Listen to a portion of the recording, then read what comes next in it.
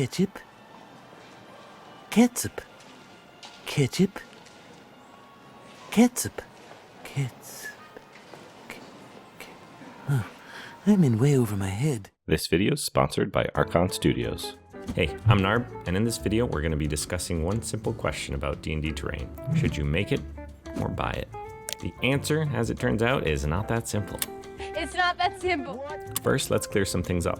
Why would you even want terrain for D&D?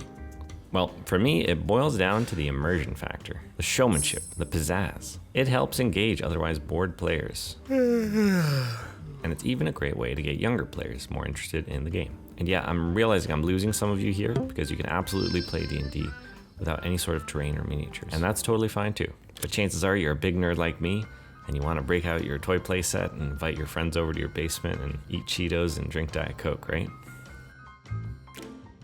And with that out of the way, let's talk about the first option, making and crafting.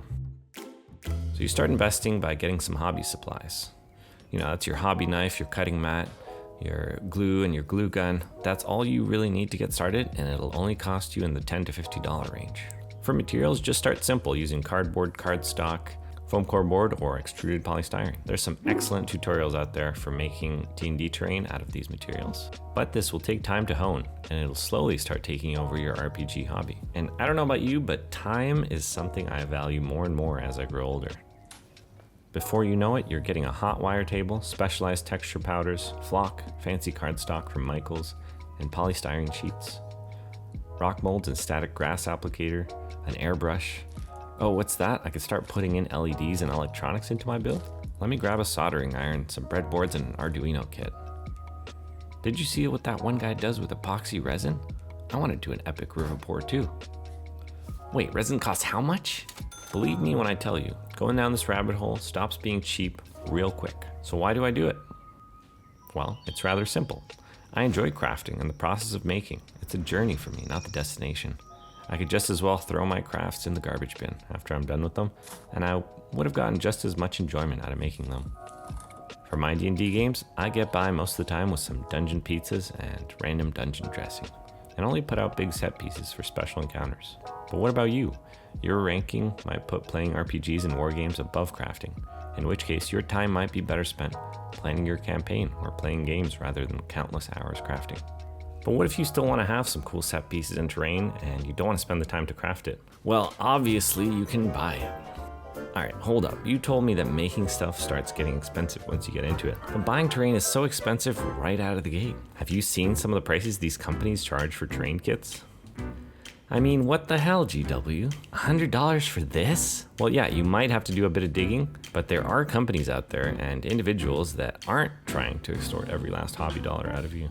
One of these companies, Archon Studios, is actually sponsoring this video, as they are currently running a GameFound campaign for their Dungeons and Lasers series, Encounters. The campaign centers around different encounters, like the Elven Woods, Swamp of Doom, Land of Giants, or just a whole pack of miniatures to game with. They have extras and stretch goals ranging from neoprene mats, dragons, giants, and even a freaking Tarrasque. This offer is running through to June 28th, and for every follower that pledges at the $99 tier, you get a free Leshy miniature. Trust me when I say this, the box sets they send out are very generous.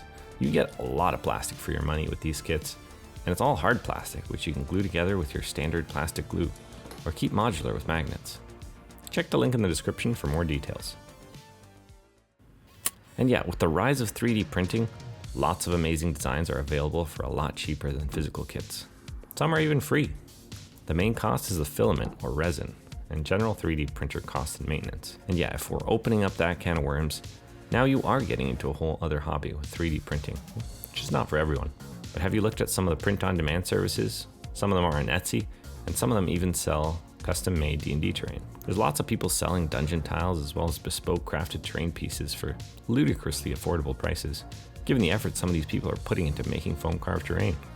You can even find people willing to 3D print buildings for you for some pretty reasonable markups. Now, there's one thing you might be thinking to yourself at this point. Only a Sith deals in absolutes. And you're absolutely right.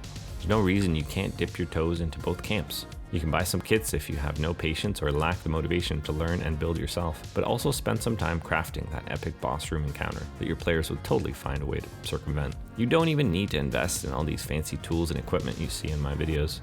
I recently joined a makerspace in my area that has a full woodworking shop, 3D printers, a laser cutter to do tons and tons of intricate crafting, which someone always comments on my videos that I'm somehow cheating at some made-up game they have in their head. Places like this make it so you don't even need to fill your hobby space with fancy tools, if you only want to dabble a bit and try things out before fully committing to a second mortgage. The beauty of this hobby is there is no wrong answer to getting the stuff you want to get. You have my permission to buy that terrain kit, or buy that fancy new tool you've been eyeing. As long as you're enjoying the process and having fun, can't go wrong. I'll catch you on the next one. Cheers.